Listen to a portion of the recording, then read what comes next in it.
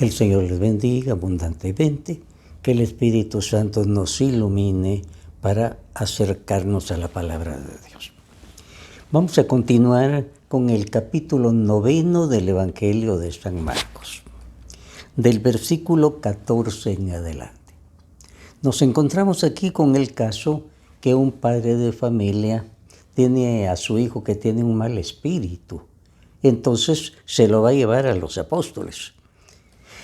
Y resulta que ellos no logran hacer nada. Aquí dice que les preguntó Jesús al llegar, porque cuando llevó el papá a su hijo, Jesús no estaba. Entonces los apóstoles, me lo imagino, que estuvieron haciendo lo que le habían visto a Jesús y no pasaba nada. Y Jesús les dice, ¿qué están ustedes discutiendo? Uno de los presentes contestó, Maestro, aquí te he traído a mi hijo, pues tiene un espíritu que lo ha dejado mudo. Donde quiera que se encuentre el espíritu lo agarra y lo tira al suelo y echa espuma por la boca. Le rechinan los dientes y que se queda tieso. He pedido a tus discípulos que le saquen ese espíritu, pero no han podido. Jesús contestó, gente sin fe, ¿hasta cuándo tendré que estar con ustedes? ¿Hasta cuándo tendré que soportarlos? Traigan al muchacho. Entonces le llevaron al muchacho. El Señor regaña a los apóstoles. O sea, se los llevó el papá y como él no estaba, los apóstoles seguramente impusieron manos, repitieron oraciones como las que le habían escuchado a Jesús y el muchacho se ponía peor. Todos los síntomas que presenta aquí son de epilepsia. Lo echa por el suelo, echa espuma por la boca, se queda tieso, todos los síntomas de una epilepsia. Y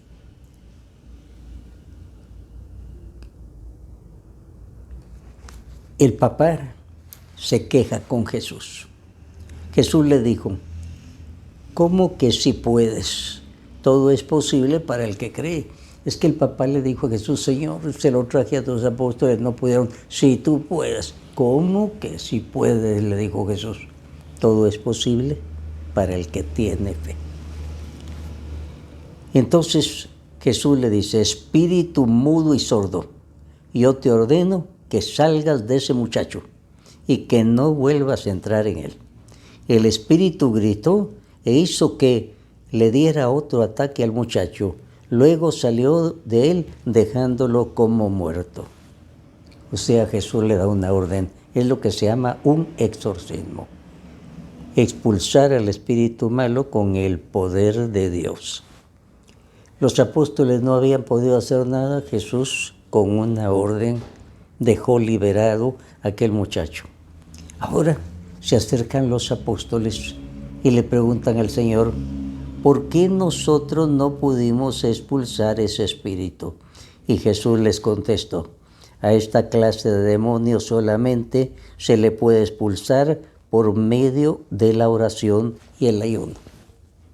Cuando uno revisa este caso en pasajes paralelos, les repito que pasajes paralelos se refiere a otros pasajes de otro evangelio donde se habla de lo mismo. Y en uno, cuando los apóstoles le preguntan, Señor, ¿por qué no hemos podido? En un evangelio les dice, porque no tiene fe. Y ahora les dice, esta clase de demonios solo se ahuyentan con la oración y el ayuno. Así es que fe, oración y ayuno son los elementos esenciales para poder hacer un exorcismo en nombre de Jesús, con el poder de Jesús. Ahora, otro caso. Jesús va a anunciar su muerte por segunda vez. En el Evangelio de San Marcos están marcadas, y muy bien marcadas, las 3 veces que Jesús anuncia que lo van a matar, pero que a los 3 días va a resucitar. El Señor les dice, el Hijo del Hombre va a ser entregado en manos de los hombres y lo matarán, pero 3 días después resucitará. Ellos no entendían lo que les decía y tenían miedo de preguntarle. El Señor siempre les dijo, me van a matar, pero a los 3 días voy a resucitar. Era tan inconcebible eso, morir y resucitar, que ni se atrevían a preguntarle. Aquí lo dice claramente. Ellos no entendían lo que el Señor decía, pero tenían miedo de preguntarle. Y así se les fue pasando todo el tiempo. En el Evangelio 3 veces el Señor les dice claramente, me van a matar, pero a los 3 días voy a resucitar. Ahora, llegaron a la ciudad de Cafarnaúm. Cuando ya estaban en casa, Jesús les preguntó, ¿qué venían discutiendo ustedes por el camino? Ellos calladitos y avergonzados, porque saben de qué iban discutiendo, de quién era el más importante de ellos. Imagínense, ¿quiénes eran ellos? Varios de ellos, gente sin cultura, pescadores, pero se habían creído más de la cuenta, como el Señor les hablaba en un reino, y entonces cada uno creía que era el más importante para ocupar el primer lugar. Jesús les dice, si alguien quiere ser el primero, debe ser el último de todos. Luego puso un niño en medio de ellos y tomándolo en brazos les dijo, el que recibe en mi nombre a un niño como este, me recibe a mí. Y el que me recibe a mí, no solamente a mí me recibe, sino también a aquel que me envió. O sea, aquellos peleándose, el Señor les está diciendo, me van a llevar a Jerusalén, me van a sacrificar, voy a morir, pero voy a resucitar. Y aquellos hablando, peleando entre ellos, a ver quién era el primero de ellos. Imagínense qué contraste, la cruz por un lado y estos peleando por el primer lugar. Juan dijo, maestro, hemos visto a uno que expulsa demonios en tu nombre, pero como no es de los nuestros, se lo hemos prohibido. Jesús contestó, no se lo prohíban, porque nadie que haga un milagro en mi nombre, luego repito, no se lo prohíban porque nadie que haga un milagro en mi nombre podrá luego hablar mal de mí. Y el que no está con nosotros está a nuestro favor. Cualquiera que les dé a ustedes, aunque sea un vaso de agua por ser ustedes de Cristo, les aseguro que tendrá su premio. Entonces, estos resulta que creen que solo ellos pueden hacer las cosas buenas. Y San Juan, nada menos que San Juan, le dice, Señor, por ahí andaba uno haciendo exorcismos, pero como no es de nuestro grupo, se lo prohibimos. No se lo prohíban, dice el Señor. El que está haciendo algo bueno está con nosotros. No se lo prohíban. Y esto es lo que se puede llamar los celos apostólicos. Muchas veces en los grupos parece que solo nosotros podemos, los demás no. Y no, el bien es para todos. Y está la bendición de Dios con todos los que hacen el bien. Ahora el Señor va a hacer algunas recomendaciones graves. Dice así, siempre en el capítulo 9, del versículo 43 en adelante.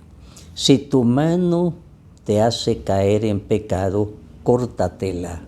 Es mejor que entres manco en la vida y no que con las 2 manos vayas a parar al infierno, donde el fuego no se puede apagar. Y si tu pie te hace caer en pecado, córtatelo. Es mejor que entren cojos en la vida y no que con los 2 pies sean arrojados en el infierno. Y si tu ojo te hace caer en pecado, sácatelo. Es mejor que entres con un solo ojo en el reino de Dios y no que con los 2 ojos seas arrojado al infierno. El Señor se sirve entonces de expresiones, llamémoslas extremas, para que se entienda. Si tu ojo es ocasión de pecado, sácatelo. Si tu mano es ocasión de pecados, córtala. Y alguno dirá, ¿qué es eso? Habrá que sacarse el ojo, cortarse la mano. Son figuras literarias que el Señor usa. Y figuras que impresionan. ¿Para qué? Para que la persona se dé cuenta de lo grave que es. Si los ojos sirven para absorber cosas malas, hay que tomar medidas extremas.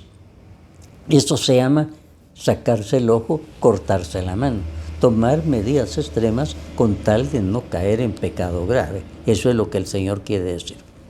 Vamos a ir ahora al capítulo 10, siempre del Evangelio de San Marcos. El tema aquí va a ser el divorcio. Este tema está tratado también muy bien en el capítulo 19 de San Mateo. Sería bueno leer los dos, capítulo 19 de San Mateo y para ver el pensamiento de Jesús con respecto al divorcio, ya que nosotros en la actualidad estamos viviendo en la sociedad del divorcio. Las personas se casan el día viernes y el día lunes están hablando de divorciarse. Jesús dijo lo siguiente: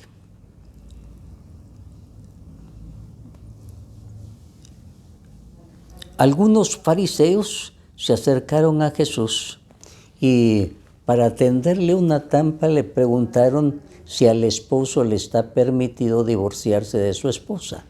Él les contestó: ¿qué les mandó a ustedes Moisés? Ellos dijeron: Moisés permitió divorciarse de la esposa dándole un certificado de divorcio. Y era cierto.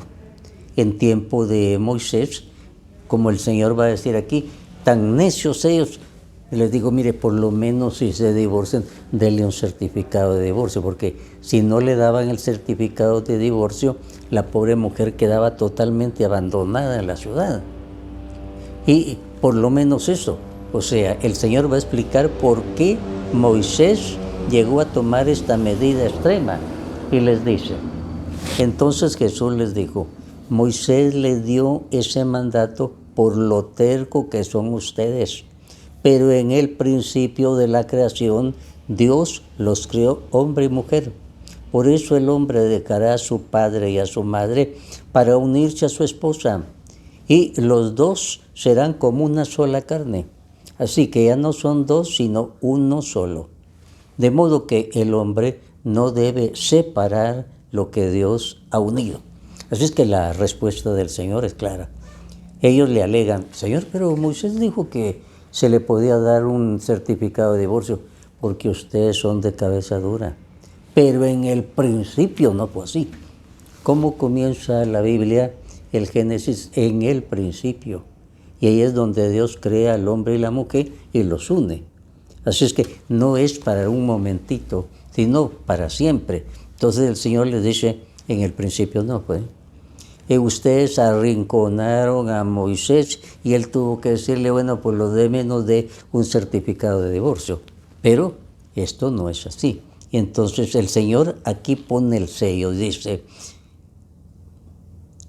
en el versículo 10, el que se divorcia de su esposa y se casa con otra, comete adulterio contra la primera.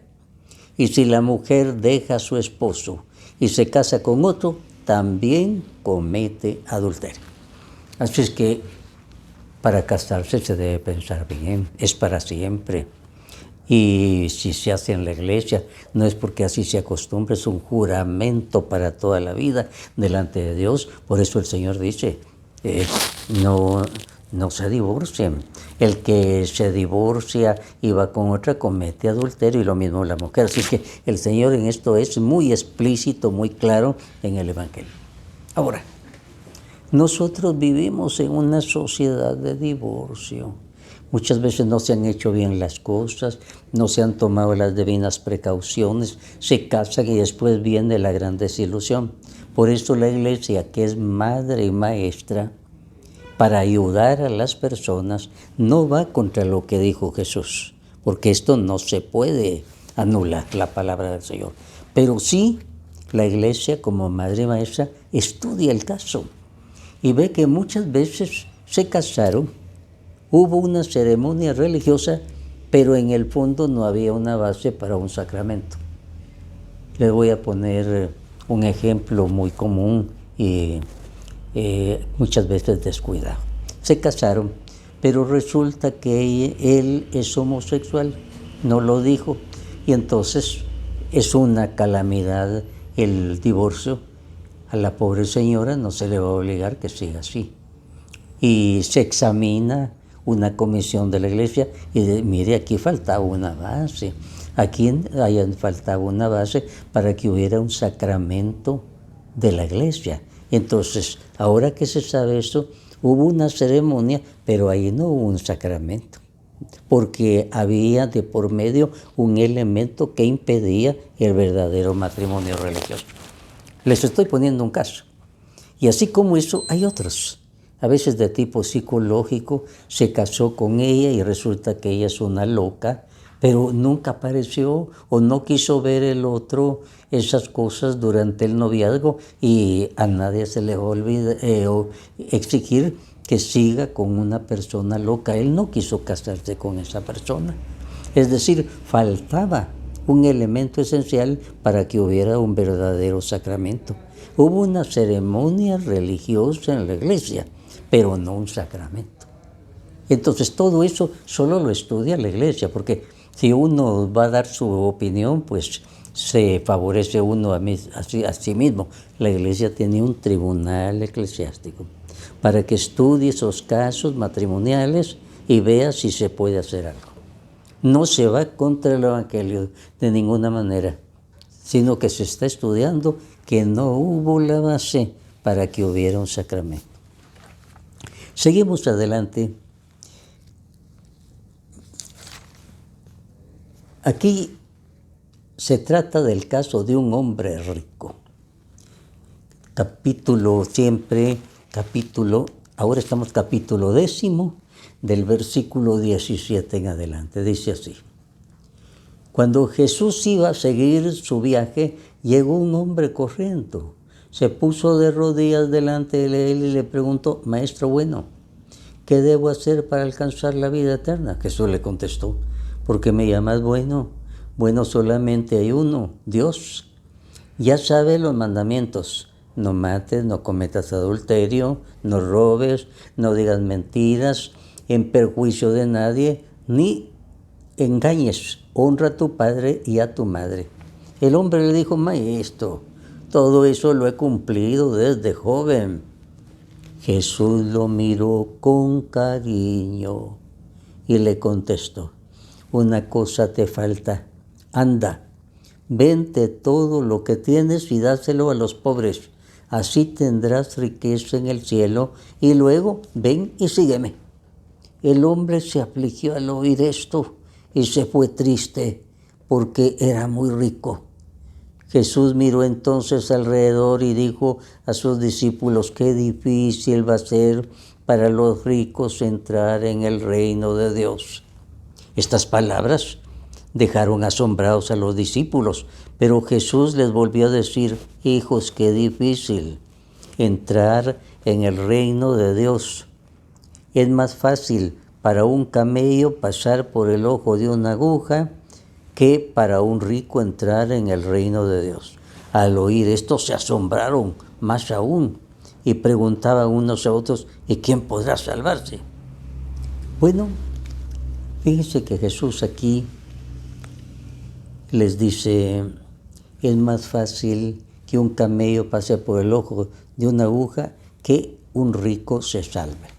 Cuidado con una interpretación torcida de esto. Aquí el Señor no está diciendo imposible que un rico se salve.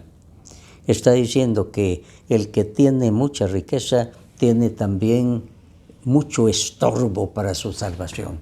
Porque el que tiene mucha riqueza puede tener un ídolo. Y entonces, en lugar de adorar a Dios, adora su riqueza. Y eso le impide su salvación. Entonces el Señor en esto es muy claro. Pero de ninguna manera el Señor está condenando a todos los ricos, ¿no? Hay ricos muy buenos, hay ricos muy millonarios que con lo que tienen ayudan tanto a las personas. Esos ricos son bendecidos. Jesús tuvo muchos amigos ricos y nunca los obligó a que se hicieran pobres.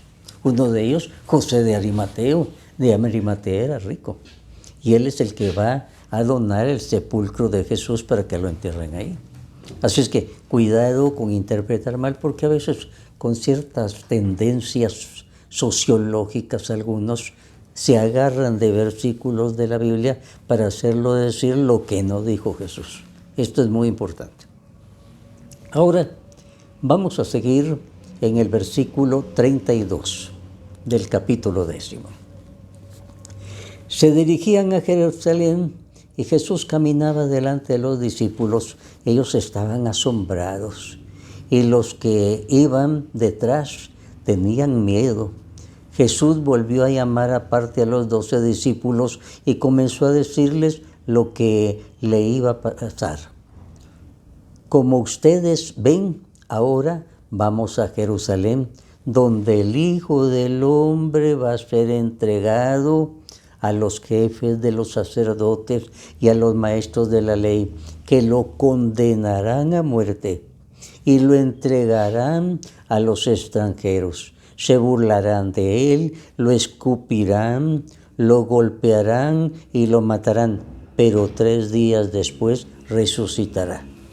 Entonces, el Señor fue muy claro. Esta es la tercera vez que el Señor habla, me van a matar, pero voy a resucitar. Entonces, aquí el Señor fue muy claro. Vamos a Jerusalén, el Hijo del Hombre va a ser entregado. Esta expresión Hijo del Hombre, tanto en el Evangelio de San Mateo como aquí, quiere decir yo.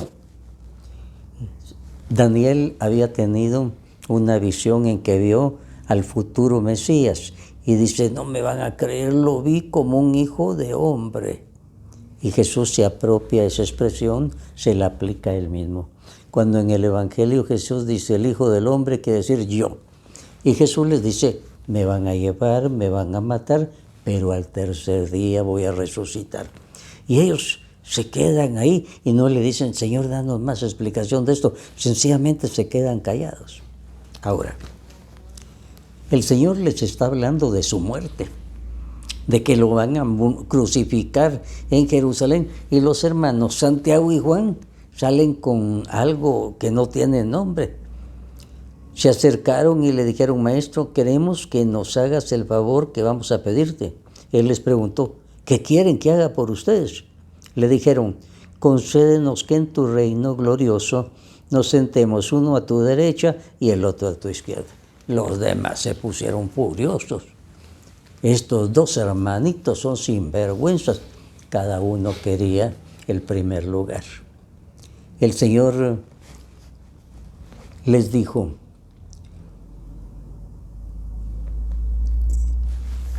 ustedes no saben lo que piden. ¿Acaso pueden beber este trago amargo que voy a beber yo y recibir el bautismo que yo voy a recibir? Ellos contestaron, podemos. Jesús les dijo, ustedes beberán de ese trago amargo y recibirán el bautismo que yo voy a recibir, pero el sentarse a mi derecha o a mi izquierda no me corresponde a mí darlo, sino que les será dado a aquellos para quienes está preparado. Cuando los otros 10 discípulos oyeron esto, se enojaron con Santiago y Juan, pero Jesús los llamó y les dijo, como ustedes saben, entre los paganos hay jefes que se creen con derecho y gobiernan con tiranía a sus súbditos, y los grandes hacen sentar su autoridad sobre ellos. Pero entre ustedes no debe ser así, al contrario. El que quiera ser grande entre ustedes debe servir a los demás. Y el que entre ustedes quiera ser el primero deberá ser el esclavo de los demás. Porque ni aun el Hijo del Hombre vino para que le sirvan, sino para servir y dar su vida como precio por la libertad de muchos. O sea, a aquellos les está hablando el Señor de que lo van a matar, que lo van a enterrar, y ellos peleándose por los primeros puestos. Y más vivos los hermanos Santiago y Juan se lo van a pedir directamente. En otro texto paralelo mandan a su mamá para que pida el primer lugar y lo hace delante de todos los apóstoles. Es que la mamá de San Juan era pariente de Jesús. Eran los más cercanos, eran parientes. Entonces se aprovecharon de eso y mandaron a la mamá. Pero vean, el Señor hablando de su muerte y esto está hablando de su primer lugar. Vamos ahora a ver el caso de un ciego llamado Bartimeo. Lo encontramos en el versículo 46 del capítulo 10. Dice, llegaron a Jericó y cuando Jesús ya salía de la ciudad, seguido de sus discípulos, de mucha gente, un mendigo ciego llamado Bartimeo estaba sentado junto al camino. Al oír que era Jesús de Nazaret, el ciego comenzó a gritar, Jesús, hijo de David, ten compasión de mí. Muchos lo reprendían para que se callara, pero él gritaba más todavía, Jesús, hijo de David, ten compasión de mí. Entonces Jesús se detuvo y dijo, llámelo. Llamaron al ciego diciéndole, ánimo, levántate, te está llamando. El ciego arrojó su capa y dando un salto se acercó a Jesús, que le preguntó, ¿qué quieres que haga por ti? El ciego le contestó, Maestro, quiero recobrar la vista. Jesús le dijo, puedes irte, por tu fe has sido sanado. En aquel mismo instante, el ciego recobró la vista y siguió a Jesús por el camino. O sea, el caso de este ciego que se llama Bartimeo, que significa hijo de Timeo. Alguien lo había evangelizado, alguien necesariamente, porque cuando él grita, Jesús, hijo de David, está diciendo, tú eres el Mesías. Hijo de David quería decir eso, hijo de David. Entonces, alguien lo había evangelizado y se puso en un lugar estratégico y cuando oyó que Jesús iba pasando comienza, Jesús, hijo de David. Si dijo Jesús, hijo de David, quería decir que lo evangelizaron y le habían dicho, Jesús es el Mesías. Eso quería decir hijo de David. Y comienza a gritar a los demás, cállense, no seas imprudente, no nos deja escuchar a Jesús. Con motivos religiosos no le querían hacer caso. Y seguía gritando. Ahora, Jesús sí lo estaba oyendo. Y de pronto Jesús dijo, traigan al ciego. Y aquel hizo un gesto muy importante. Dice que tomó su capa y la lanzó al aire. Los ciegos llevaban una especie de uniforme, una capa oscura, para que los identificara. Él tiró la capa y eso significaba. Él físicamente en ese momento todavía no estaba curado, pero espiritualmente él ya se sentía curado por la fe que tenía. Entonces Jesús lo vio y le dijo, por tu fe has sido curado. ¿Y qué pasó? Que él siguió a Jesús. Otros cuando los cura rapidito se van, como los 10 leprosos, y solo uno volvió a darle gracias, no, se pegó a la comitiva del Señor. Y aquí dice, siguió a Jesús por el camino, se le pegó al Señor este hombre. Todos nosotros en alguna forma tenemos que pedirle algo al Señor, necesitamos algo. Y la única condición que el Señor nos pone es esto, la fe. Imagínense todos los que se consideraban muy piadosos, estaban rodeando al Señor y, por así decirlo, con palabras muy duras, diciéndole, cállese, ciego, imprudente. Y el ciego no se dejó amilanar. Y eso es lo que el Señor quiere en la fe, que no nos dejemos amilanar por las circunstancias, que sigamos gritando. Que el Señor nos ayude y que nos dé la fe que tenía Bartimeo.